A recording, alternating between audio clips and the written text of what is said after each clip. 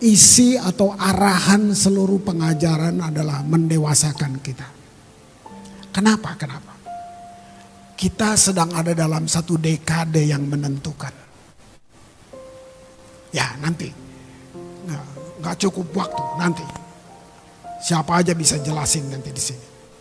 Jadi gini, hubungan kamu sejak kita bertobat ya, sejak kita jadi orang percaya, levelnya tuh gini, mulai dari anak, lahir baru, ya toh. Kamu nggak seterusnya anak kan? Kita bertumbuh dong dewasa. Nah, pertumbuhan dewasa ini penting. Ayo jujur. Kita bertumbuh secara usia, tapi kita childish secara spirit. Nanti buktiin sih. Masih tersinggung, masih gini. Masih, bayangin. Bukan hanya kalian, kami nggak luput dari itu semuanya. Nah itu. Dari anak dewasa.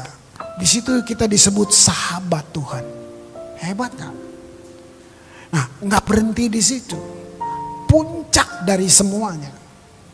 Namanya, ini puncak peradaban. Siapa nggak setuju itu bukan urusannya. Ini ketetapan sorga. Puncaknya apa coba? Apa gereja? Masa depan gereja apa coba? Ke sorga. Nanti dulu, sorga cuma tempat. Kita akan ke sana, tapi itu bukan tujuannya. Apa coba? Kita menikah dengan Kristus. Gereja disebut mempelai Kristus. Nah, apa syarat orang menikah? Salah satu dewasa.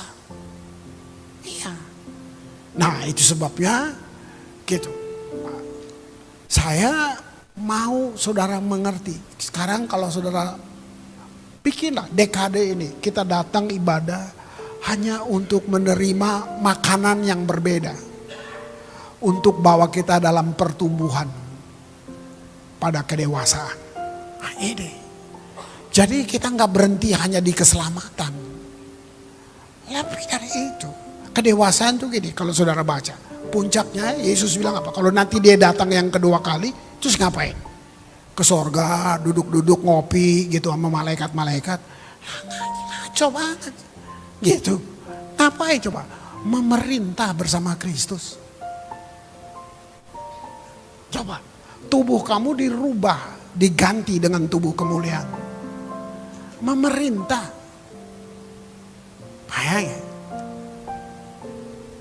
Coba. Umur Adam dulu berapa? 900 sekian. Itu jatuh dalam dosa loh. Jadi manusia nggak didesain buat mati sebenarnya. Itu hanya konsekuensi dari kejatuhan. Iseng banget Tuhan bikin manusia buat mati. Enggak gitu. Desainnya enggak gitu. Enggak sakit, gini, tambah keriput. Enggak begitu. Enggak begitu. Bayangin, udah jatuh aja. Adam 900 tahunan. Abraham terus makin turun 700, 500 turun. Itu semua konsekuensi dari dosa. Nah nanti kamu masuk dalam hidup yang kekal. Coba berapa lama kekal? Berapa lama?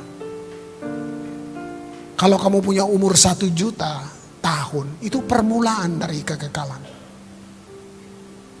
Nah, apa yang Alkitab bilang? Kamu, saya, orang memerintah dengan Kristus 1000 tahun. Itu kerajaan 1000 tahun. Jadi gini, kita akan meneruskan apa yang Adam gak bisa. Itu tujuan ditebus. Kalau saudara bilang, Tuhan begini, akulah jalan. Nah kalau kita tidak tahu apa tujuannya, jalan jadi nggak penting. Kalau kamu ngerti ada tujuannya, jalan sangat penting buat kamu. Kenapa orang nggak mau ikut? Sudah Yesus bilang, akulah jalan. Kenapa? Karena dia nggak dapat tujuan hidup, nggak penting buat dia. Kita kejar yang nggak dibawa mati. Bayangin. Sorry. Mungkin kamu seorang pengusaha hebat, lu tanda tangan hari ini, ntar malam mati. Kan who knows, siapa tahu ini matahari terakhir lu lihat. kalau kita nggak ngerti tujuannya untuk apa kita hidup. Jadi jalan nggak penting. Coba, ini. Yuk, jadi nanti pengajaran ke sini, saudara siap. Karena angin pengajaran, berbagai macam bentuk pengajaran. Alkitab sudah bilang, orang akan mencari guru-guru yang sesuai dengan seleranya. Saya harus bilang, gereja palsu akan muncul. Mungkin separuh gereja akan menjadi palsu menjelang Yesus datang. Namanya boleh gereja. Gereja. Kau bisa lihat kayak ini. Jadi mari kayak punya satu sikap, punya pengertian. Saya nggak bisa, saya bahkan nggak berhak mengontrol pertumbuhan rohani kamu. Siapa saya? Bapak Gembala, nggak bisa. Kewajiban kita cuma mengajar. Nah, yang saya perlu takut ini nih. Semua kita akan berdiri di depan takhta kekudusan Allah yang mempertanggungjawabkan pengajaran kita. Saya selalu ingatin itu. Makanya saya harus mengajar yang benar. Karena umat itu korban dari pengajaran. Ini kan bukan gereja pertama kamu, kan lu udah kemana-mana kan, sakit hati di situ, nggak suka di sini pindah, coba-coba, nggak suka pindah lagi, biasalah, sama lah, ya kan? Umat itu korban dari pengajaran. Gitu. Saya, Bapak Gembala, semua kita nih kayak nakoda, kita yang bawa nih kendaraan di belakang gerbong. Wah, kalau gembala nggak mikir, bahaya. Korban, kita belok, gerbong belok. Tergantung berapa gerbong yang ada di belakang. Kalau cuman belok, kalau nyungsep, semua korban dari pengajaran. Itu yang selalu, kalau bilang takut, saya takut bahwa nanti saya tetap akan berdiri di depan takhta itu untuk mempertanggungjawabkan pengajaran saya. Alkitab bilang, bukankah aku bernubuat dalam namamu? Bukan aku melakukan ini dalam, semua bilang gitu. Apa Yesus bilang? Enyahlah kamu, saya nggak kenal kamu. Nggak jaminan dengan segala. Saudara, nanti dulu, karunia itu bukan bukti kedewasaan, karunia itu gift, pemberian. Kamu bertobat hari ini bisa bernubuat kok besok, kalau Tuhan mau, bisa. Karunia bukan, nggak ada urusan. Dewasa tuh itu buah. Kita bertumbuh jadi dewasa. Nah, yuk. Nah, ini kayak dasar pijak pertama, gitu.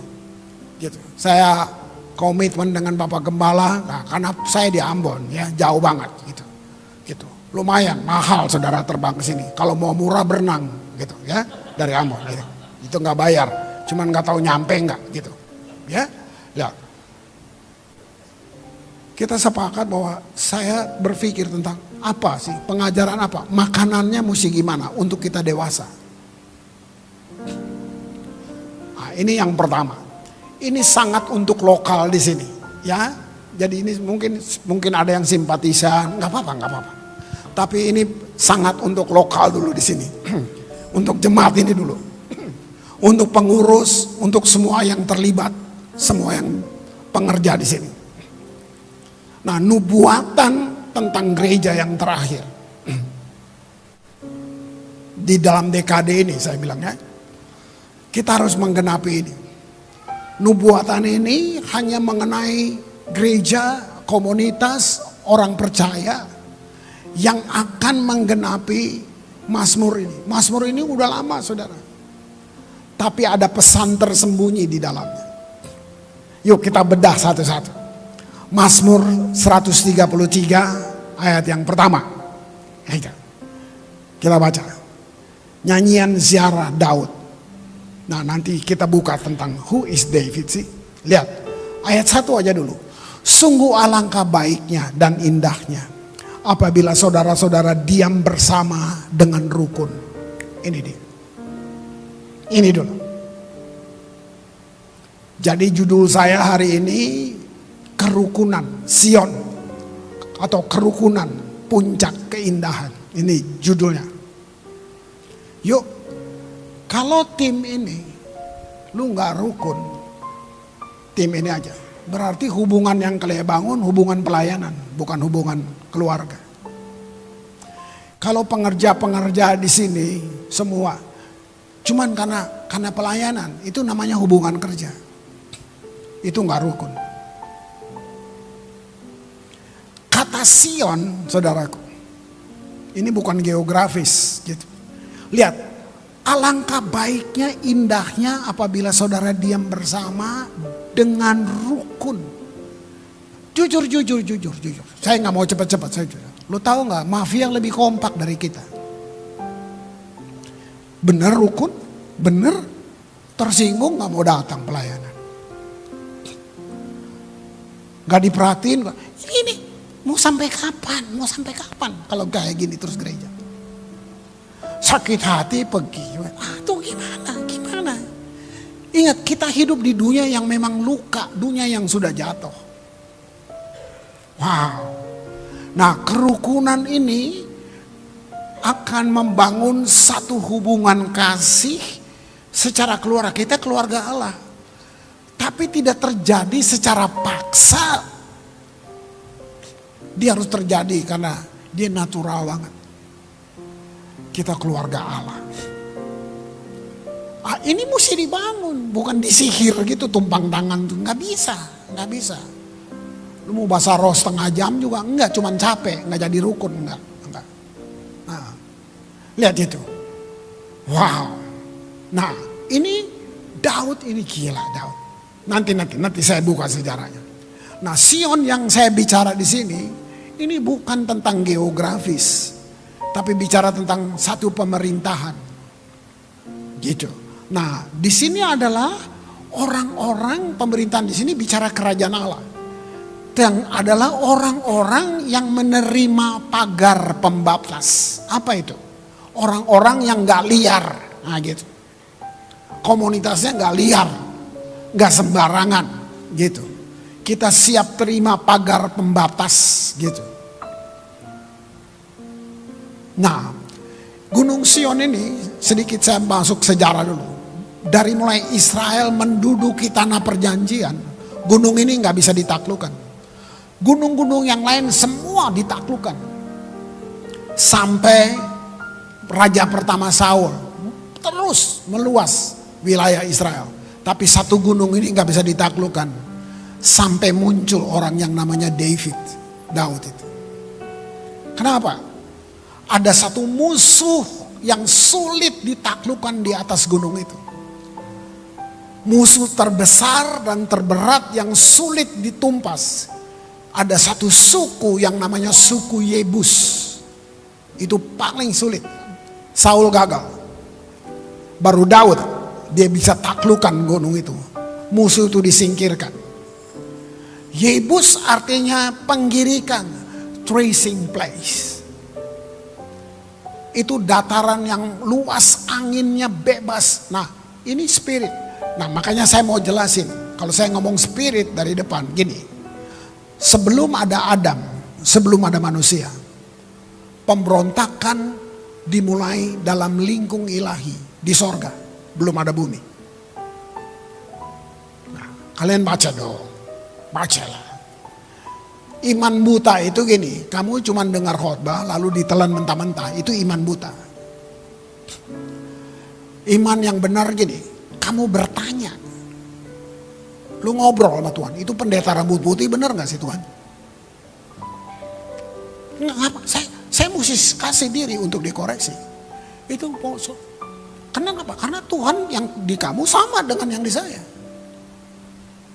Nah, itu. Jadi kalau kamu dengar pengajaran, ngobrol sama Tuhan. Tuhan ini benar gak? Kalau enggak, itu yang dibilang iman buta. Nah, saya ulangi lagi sejarah ini. Kapan dosa ada? Manusia belum ada. Pemberontakan dimulai di sorga. Lucifer, pemimpin malaikat, satu-satunya malaikat yang bisa berdiri di depan takhta Allah ada di situ. Dia pemimpin penyembahan.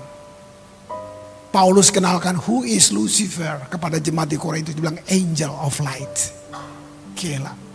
Ada satu makhluk yang organ tubuhnya instrumen. Gila gak tuh? Satu kali dia pimpin billion of angel. Nyanyi.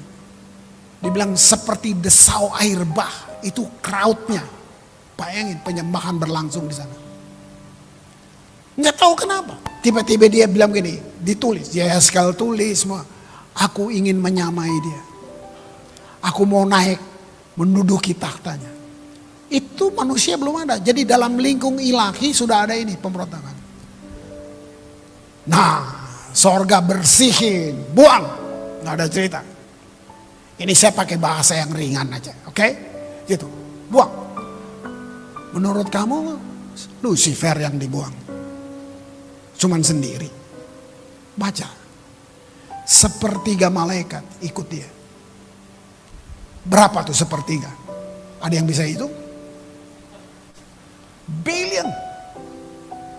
Gak main-main. Fansnya banyak, gila. Bertatakan permata. Ini kalau dia angkat sayap, makanya bilang organnya instrumen, harpa, tambourine. Itu organ tubuhnya. Mungkin kalau dia angkat sayap, ding ding ding ding ding ding ding ding ding. Gila bertatakan. Aduh gila. Dia berjalan di atas permata. Segitu hormatnya Tuhan kasih segitu. Tuhan dandanin gila. Kalah red carpet gak ada apa-apanya. Itu loh sebenarnya. Dia turun dengan sepertiga malaikat. Itu jatuh di bumi. Manusia belum ada. Nah kalau saya bilang itu jutaan malaikat di bumi ini. Apa tuh malaikat? Ini yang bilang spirit. Makanya waktu Adam dibuat. Kamu lihat. Timbul kecemburuan. Malaikat gak segambar dengan Allah. Tiba-tiba Tuhan cipta. Tuhan udah bikin malaikat baru buat ganti Lucifer. Enggak. Tuhan udah keringet dingin. Enggak. Dia Tuhan itu sempurna. Gak butuh dihibur. Enggak, dia sempurna. Waktu dia bikin manusia, apa? Dia kesepian. Ini goblok kan kalau yang berpikir gini. Alasan Tuhan bikin manusia karena dia mau lihat gambarnya. Bukan dia kesepian. Maka bilang kita buat mereka segambar dengan kita. Itu. Bukan Tuhan kesepian. Nah Lucifer lihat itu. Nah, bahasa Ibrani dia keki. Nah itu. Cemburu. Dia hajar Adam, Hawa, hancur. Nanti pelajaran lain lah untuk kita jelasin Adam bagaimana. Tapi ini saya ambil garis besarnya. Nah lihat, pembunuhan pertama terjadi. Apa coba? Sebaliknya di belakang itu semuanya spirit. Bumi di belakangnya semua itu roh. Bertumbuh, berkembang. Roh itu masuk di segala lini kehidupan. Politik, pendidikan, semua bisnis, semuanya spirit. Semuanya. Jadi kalau kamu bilang iblis gondruwo, goblok lo. Kalau iblis tuyul gondruwo, Yesus gak usah mati. Lu pakai kayu aja pukul, udah. Nah. Dia 7.000 tahun lebih berpengalaman dari kita. Nah, pikirin aja. Itu Lucifer. Dia ahli teologi. Dia dari sorga. Lu ke sorga belum pernah. Yesus firman yang jadi manusia. Dia coba pakai firman.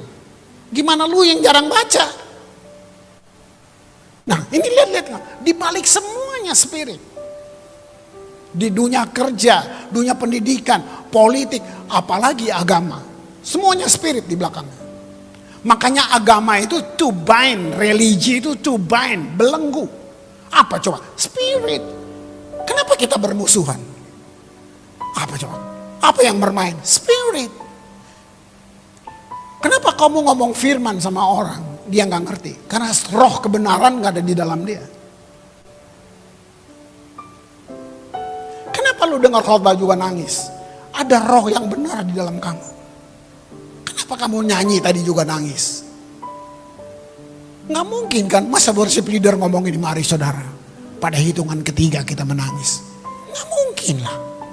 Yang bikin lu nangis kenapa? Nggak ada beras di rumah gitu? Enggak. Waktu lu ngucapin kata-kata itu tiba-tiba dia menyentuh banget. Itu spirit. Yang menolak spirit juga. Kita dengar firman yang sama, tapi kita nggak dapat yang sama. Kamu dengar firman, tapi firman nggak dapat tempat dalam hatimu. Apa yang buat itu? Spirit. Siapa yang ambil tempatnya? Ketakutan, cemas, benci, semua. Itu yang menguasai kamu. Firman kamu dengar, nyangkut di otak, dia nggak masuk di sini karena kamu nggak kasih tempat. Lihat itu. Nah ini spirit. Nah kita kembali, musuh atau Yebus ini itu ditulis jenis musuhnya itu spiritnya tuh kayak gini. Amsal 6 ayat 17 sampai 19. Mari kita baca. Lihat, mata sombong. Loh, ini bukan di jemaat, di pendeta juga iya. Iya. Kamu tersandung dengan banyak pendeta, iya. Jadi nggak ada yang kebal. Terus mata sombong, apalagi? Lidah dusta, tangan yang menumpahkan darah, orang yang tidak bersalah. Terus 18, hati yang membuat rencana-rencana yang jahat, kaki yang segera lari menuju kejahatan. 19, saksi dusta yang menyembur-nyemburkan kebohongan dan yang menimbulkan pertengkaran saudara. Ini musuh.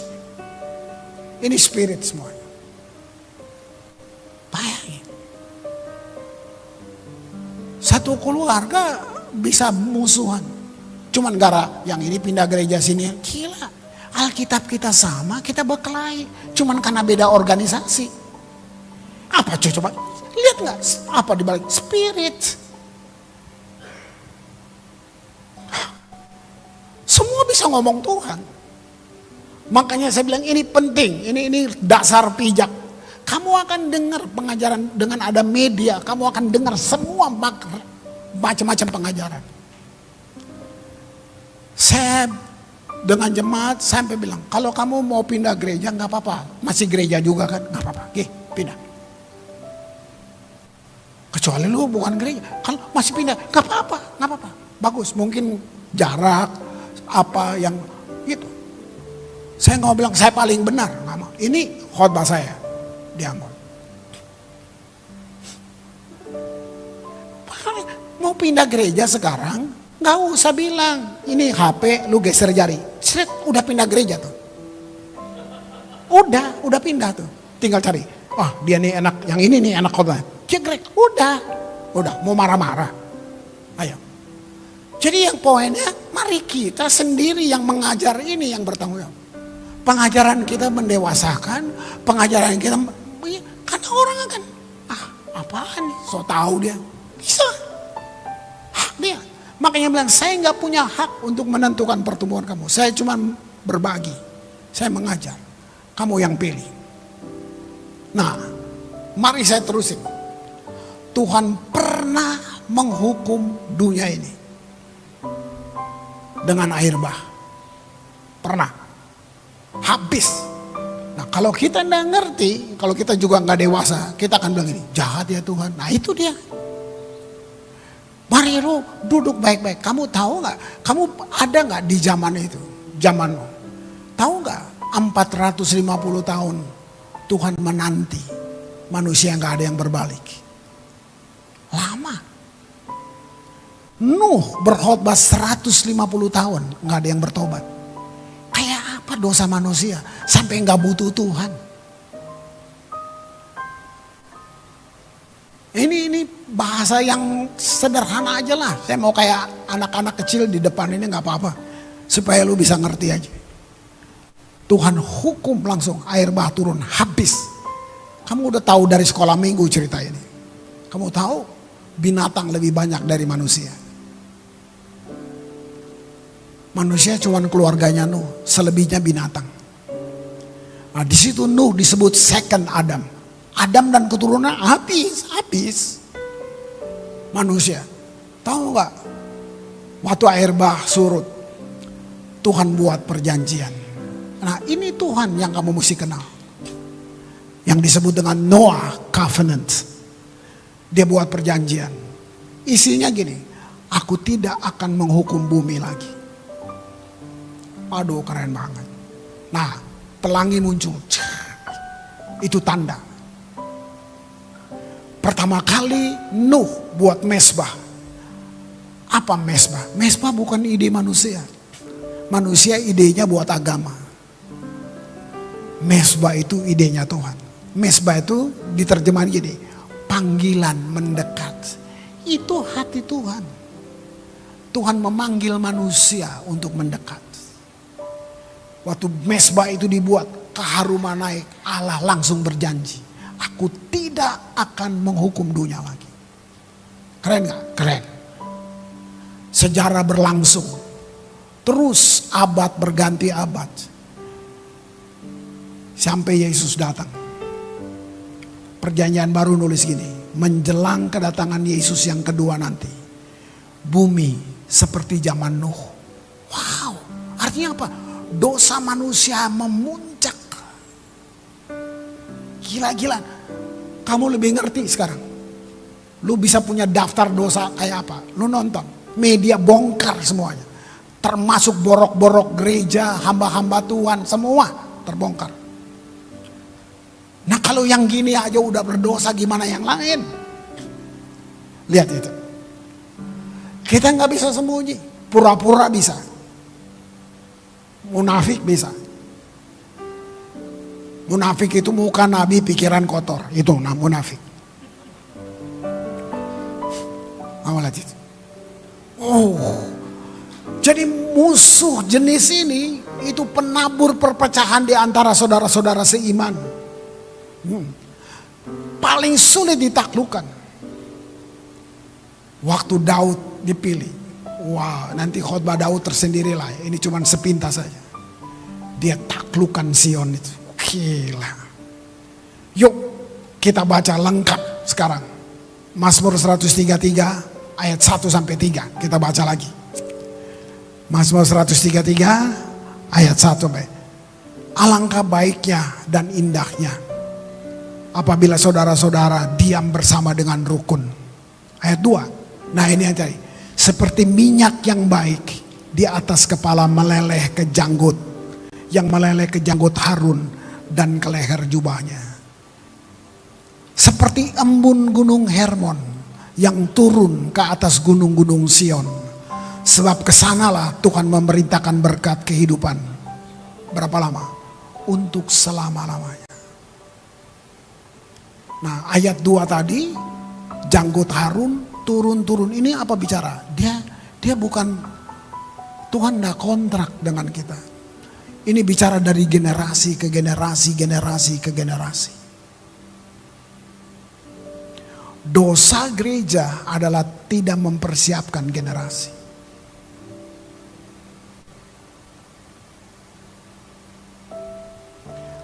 Jahat loh. Benar saya bilang jahat. Jujur kalian bukan anak-anak yang bisa dibohongin. Saya bilang mafia kompak. Kompak banget. Penjahat-penjahat tuh kompak. Kita nggak kompak.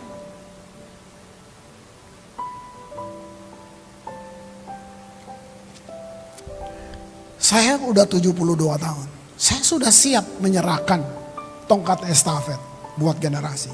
Nah yang mesti saya tahu gini, lu jangan atur-atur lagi Chris. Itu tandanya apa? Saya masih mau berkuasa dari belakang. Kan kamu nonton di luar dunia politik kan begitu.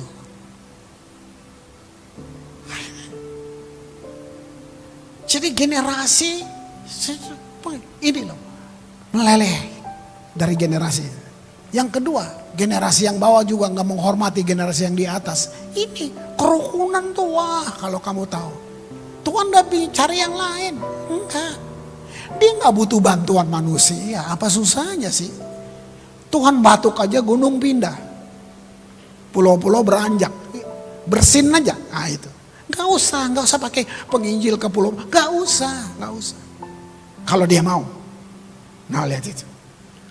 Jadi Sion akan menjadi tempat yang transparan. Artinya gini, nggak ada topeng. Ya, saya kasih diri saya, Bapak Gembala koreksi. Kita pernah ngomong itu. Saudara-saudaraku yang lain pengurus ini, mari koreksi. Kalau kalian lihat yang nggak benar, koreksi. Itu transparan, gitu. Ada di bawah satu covenant, payung pemerintahan Allah. Wah, keren banget gak tuh? Iya. Nah, saya sama Hoke, ini kalau dia dari sisi gapnya bapak dan anak. Tapi kalau kita udah ngomong firman, saya dengar. Saya harus dengar, jangan so tahu. Di sini nggak bicara tua muda, ini bicara kita dalam spirit yang sama. Lu tua-tua aja Chris kalau lu sombong. Jangan so tahu. Nah itu, lihat itu. Sion jadi satu tempat yang transparan, ada dalam pemerintahan Allah. Dia disebut City of David. Gila. Anak yang tertolak, anak yang terbuang, anak yang gak dianggap, anak yang gak memenuhi syarat. Baca sekalipun ayah dan ibuku meninggalkan aku, namun engkau tidak meninggalkan. Gila di Daud. Orang-orang begini ya Tuhan. Tuhan tidak butuh kamu punya CV. Enggak. Tuhan butuh hati kamu. Saudara dengar, saya meluruskan pengajaran-pengajaran ini. Tuhan tidak butuh duit lo. Pekerjaan Tuhan butuh uang. Tuhan enggak. Nah, tapi pengajaran membelokkan, uang paling penting. Nah, makanya hubungan kita dengan Tuhan jadi transaksional. Lu pikir lu bisa bayar Tuhan pakai perpuluhan. Nggak ke gereja nggak apa-apa, titip aja persembahannya. Ini gila nih. Apa yang Tuhan minta? Persembahkanlah hidupmu sebagai persembahan yang hidup. Bukan uangmu. Persembahkanlah hidupmu. Jujur. Bagaimana kamu bilang Tuhan pelihara aku? Bagaimana? Lu nggak kasih untuk dia pelihara. Kamu nggak kasih. Bagaimana dia mau pelihara yang kamu nggak kasih?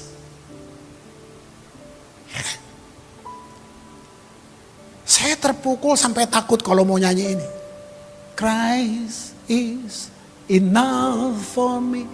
Benar Christ is enough. Yesus Tuhan yang paling sempurna. Gue nomor 2 kan dia karena gue mau cari dari orang lain, dari pasangan, yang jelas-jelas gak sempurna. Lalu berantem, lalu kecewa. Berarti kita bohong kalau nyanyi itu. Bener Christ is enough.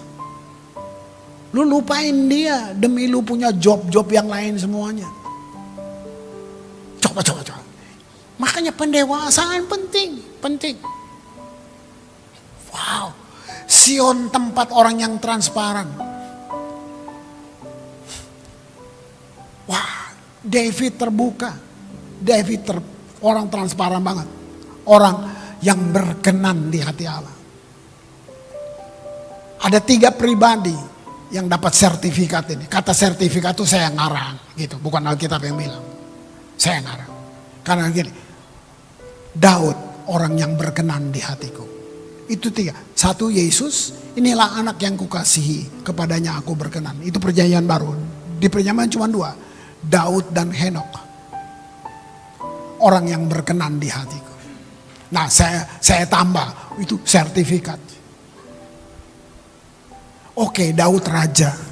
Henok ngapa? Henok gak bikin apa-apa. Yang dicatat dalam kitab cuma gini. And Enoch walk with God. Henok cuman jalan sama Tuhan. Apa tuh jalan? Hubungan. Dapat sertifikat berkenan. Bukan karena lu pelayanan Tuhan sayang lu. Enggak. Nah makanya saya bilang sayang kalau kita sudah pelayanan tapi kita juga gak rukun. Ini berarti hubungannya hubungan tugas. Habis itu oke dah, sampai ketemu minggu depan ya. Si ini sakit loh. Oh salah sendiri. Nah kenapa lu lihat gila kan? Itu rukun.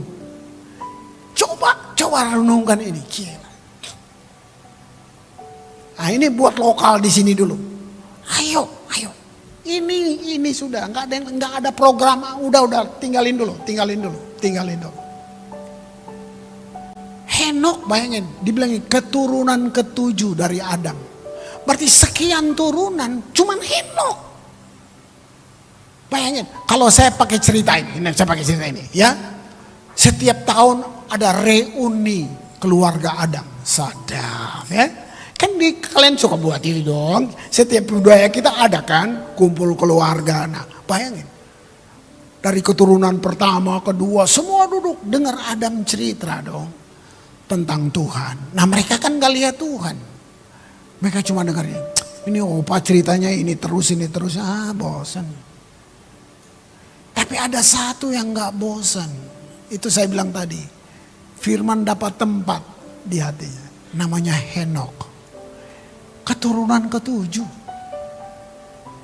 Dia dengar kalau Adam cerita, dia gelisah.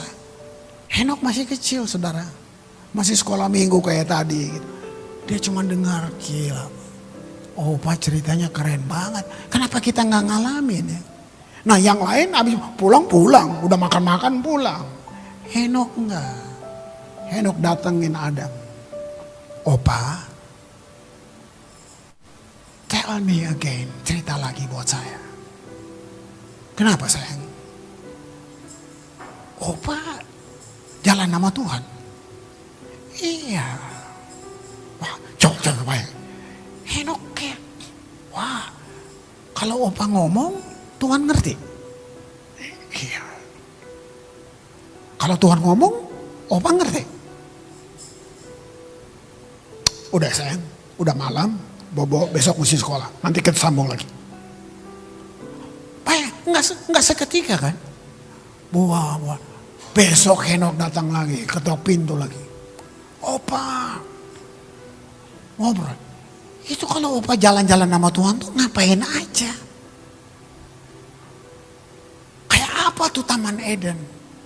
Kan opa dia tanya terus, kan pengen tahu.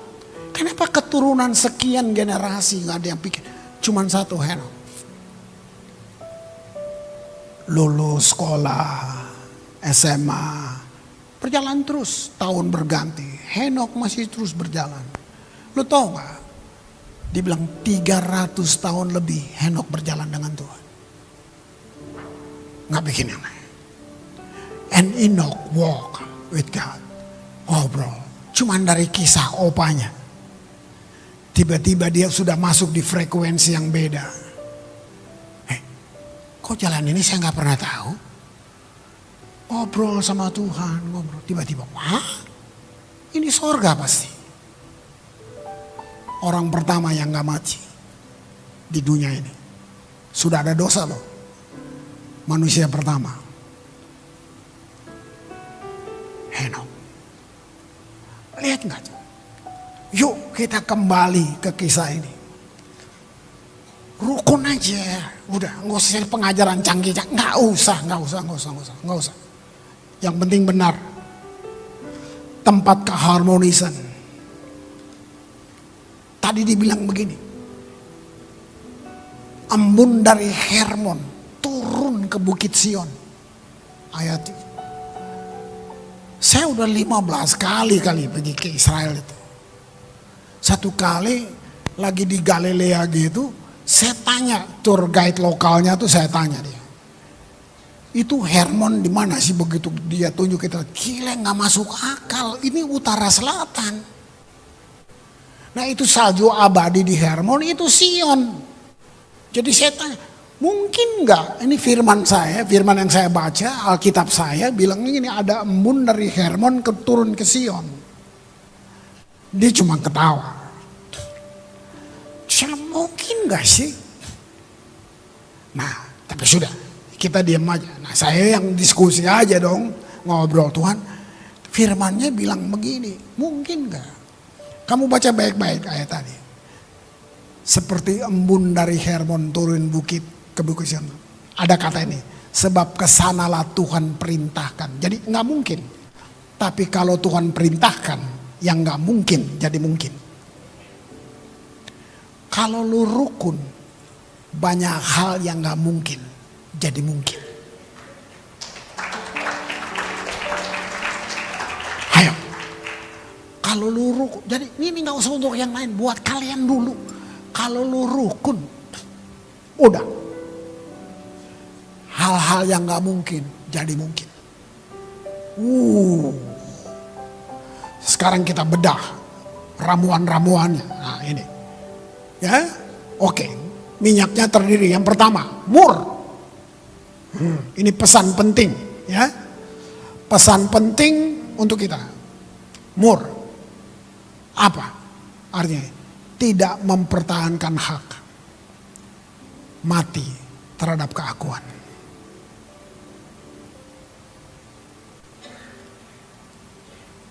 Mau gak? Jangan takut. Oh, ini nggak terjadi besok, minggu depan, saudara. Saya perang dengan egonya saya. Itu goblok. Kalau lu nggak yakin Tuhan, makanya yang ambil alih ego segala macam. Jadi kita takut, nanti gue diusik nih, nanti gue dikudeta. Ini. Karena memang contohnya banyak gereja-gereja begini. Jadi nggak usah pertahankan. Masa Tuhan nggak tahu sih? Itu ego. Yang kedua, kayu manis. Nah itu. Apa tuh kayu manis? Dipenuhi dengan kebaikan Allah. Wah, keren gak tuh? Kebijakan. Ini yang buat gereja berbeda dengan dunia.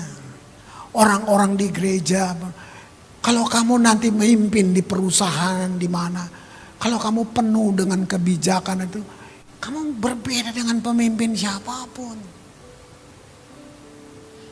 Keren gak? Kalau pengetahuan gak jadi satu kehidupan, gak ada gunanya. Ngapain tuh pengetahuan? Lihat itu. Weh. Yang berikut. Tebu. Nah. Ini ramuannya. Lemah lembut. Yang telah membuatku sangat senang. Lemah lembut. Lemah lembut ini bukan Putri Solo. Kalau ukuran lemah lembut itu Putri Solo, orang Ambon gak selamat. Orang Batak gak selamat. Karena ukurannya Putri Solo. Gitu. Ngomongnya elegan, lembut, wah gak bisa. Temen gue Batak nembak cewek, adek, abang jatuh cinta sama adek. Ada pertanyaan? Di mana bagusnya? Coba, mana lemah lembutnya? Coba. Nah, itu, jadi bukan itu. Justru yang lembut-lembut, usir setan aja lembut. Ayo setan, dalam nama Yesus. Ayo keluar. Lo kok malah maju? Aduh. Apa lemah lembut? Coba kamu lihat ini. Apa? Kata ini yang dipakai. Power under control. Aduh gila. Gini. Lu bisa balas. Lu punya kemampuan untuk balas. Lu punya power untuk balas. Tapi kamu memilih. Enggak. Kamu kontrol. No. Pembalasan hak Tuhan. Itu lemah lembut. Kebayang gak kalau orang-orang percaya di dunia usaha, di dunia apa, semua kayak gini. Orang akan bingung. Memang kita akan jadi tontonan. Gue belum pernah lihat orang kayak gini loh. Iya. Apa yang bikin itu? Kasih karunia. Kemampuan ilahi. Wih. Lagi. Apa lagi? Kayu teja. Itu. Kerendahan hati. Dan air mata. Humbleness. Kamu gak terganggu. Bayangin. Di tempat kerja sama-sama Kristen. Tapi tusuk-tusukan dari belakang. Gosip-gosipan. Tahu yang ini mau di promosi jelek-jelekin. Tapi Kristen di gereja jadi pengerja. Apaan yang begini? Gila enggak? Ini dia, ini. Makanya saya jelasin dari tadi, di belakang ini kan spirit semuanya. Semuanya. Ada orang khotbahnya lebih bagus dari Bapak Gembala, cemburu. Jangan dijadwalin lagi. Goblok banget. Ada. Di sini enggak. Ini di Mesopotamia. Di sini enggak ada. Gitu. Coba lihat. Bagaimana sih? Gimana sih? Kamu senang lihat orang lain lebih bagus, nyanyinya lebih bagus, semua kan keren. Nah, tapi kita jadi gila. Bagaimana dunia mau dirubah kok kita masih kayak gini? Waduh.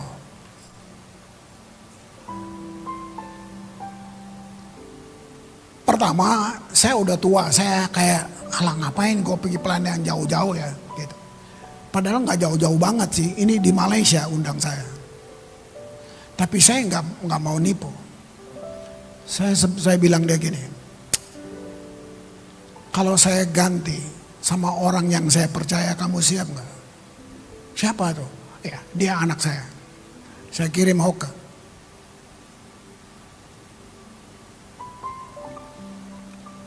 Itu maksudnya asik kan? Nggak, wah mesti gua nih. Gua. Urapan nggak membuktikan kamu dewasa. Enggak, itu semua gift.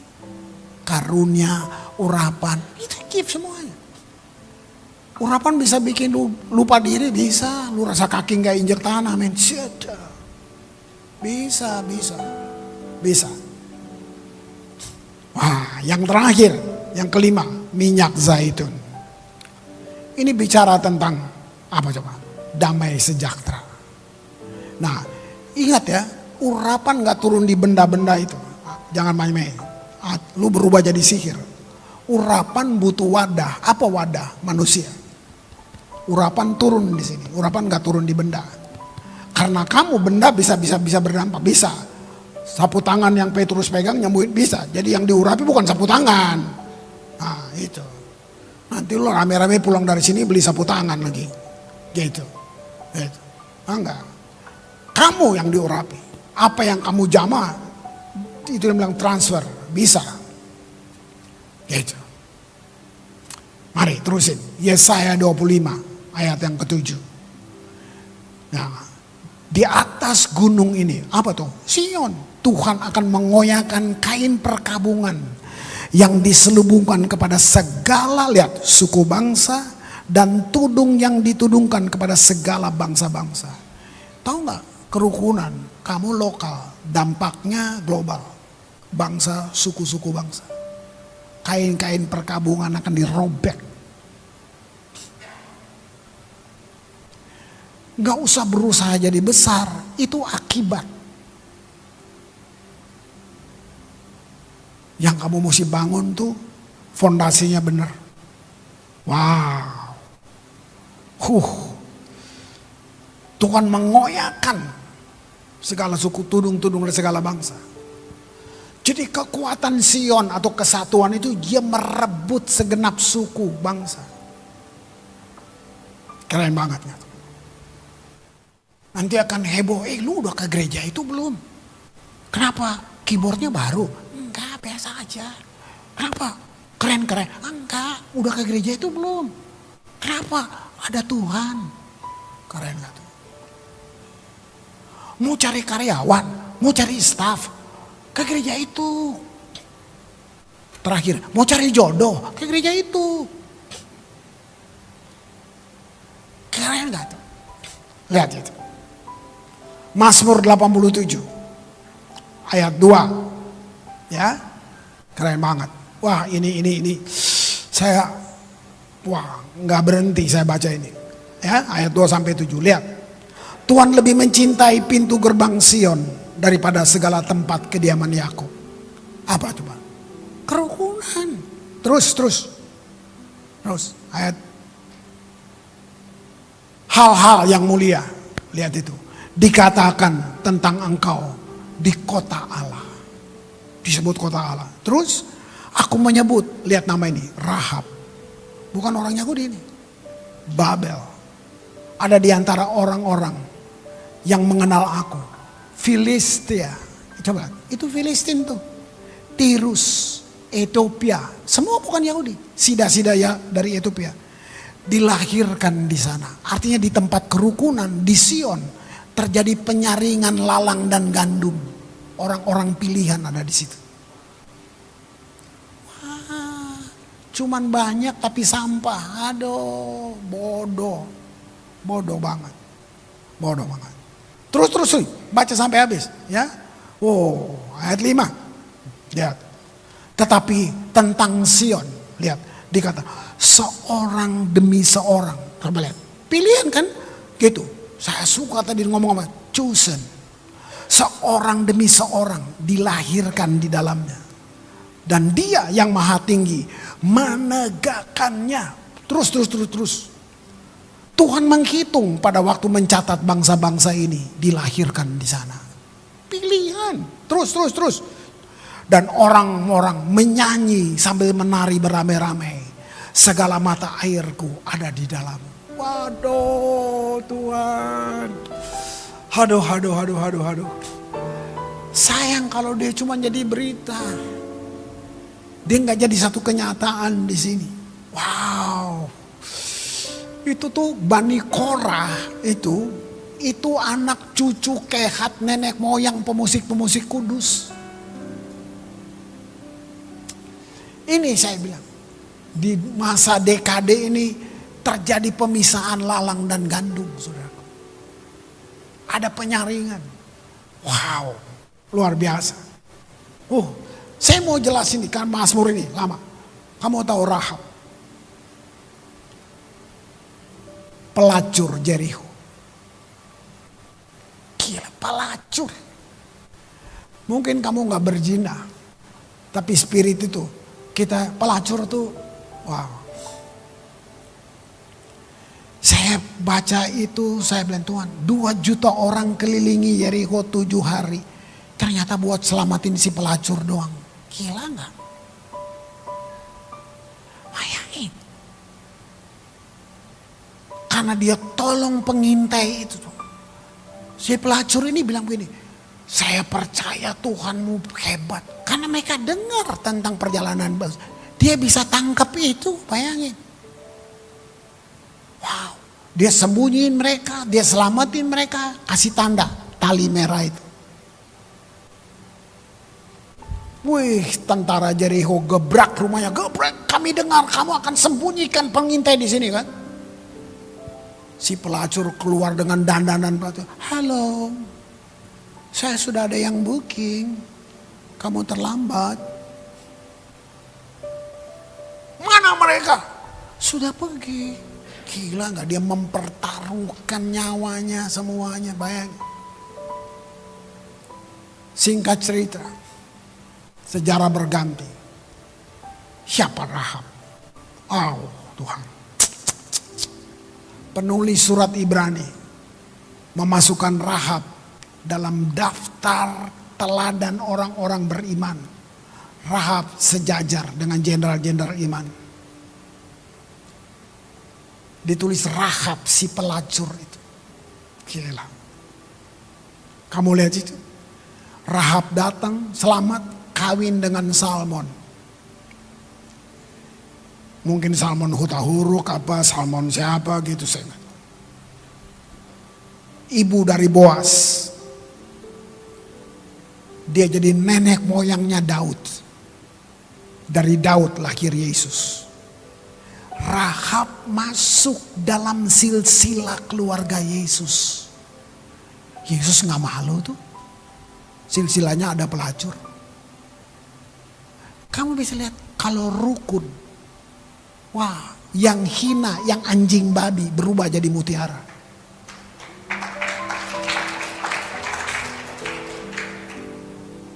Mari, ayo bangun itu dulu. Kalau enggak kita entertain. Udahlah. Kalau cuma nangis di pub juga lu bisa nangis. Dengar lagu yang gombal-gombal lu nangis. Udahlah. Coba lihat itu. Rahab. Pertobatan sida-sida Ethiopia. Wow. Ini semua dilahirkan. Itu yang saya bilang tadi, lalang dan gandum. Wah, nanti kamu kaget, orang lu benci, tiba-tiba dia bisa kayak juru selamat buat lu. Berikutnya, rekonsiliasi. Nah ini, yuk, apa nih? Statement ini gini, yuk kita gereja lokal ini dulu, ya, nggak usah yang di luar sana.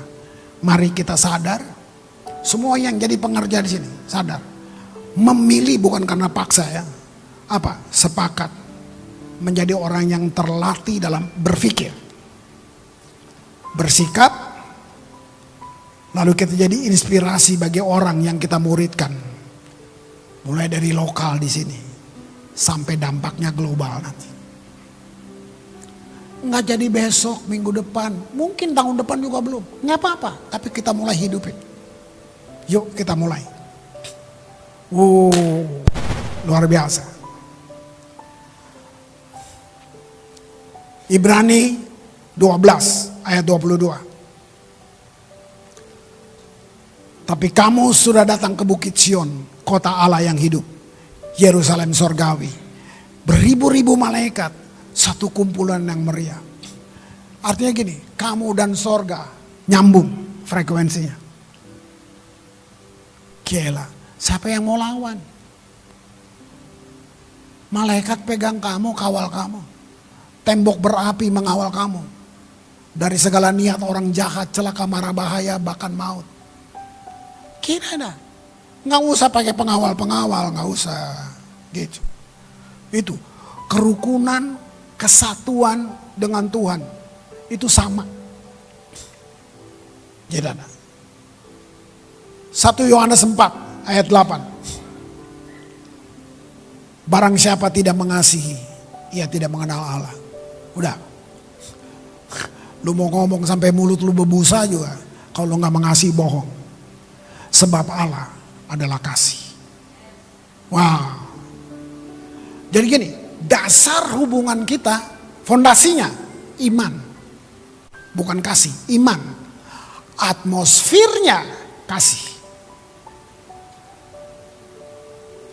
Sehingga kita rasa, aduh kalah deh adik kandung gua, kalah. Nah itu, keren banget gak? Kalau enggak kita kalah sama mafia, mereka lebih kompak. Walaupun semua dasarnya pakai duit, tapi bukti. Dia mau masuk penjara demi bosnya. Kamu lihat, mamon bisa menyatukan kita, ampun. Ayo, percuma kan? Wow. Markus 11 ayat 25. Jika kamu berdiri untuk berdoa, ampunilah dulu sekiranya, ya. Ada barang sesuatu dalam hatimu terhadap seorang, supaya juga Bapamu di sorga mengampuni kesalahan-kesalahanmu.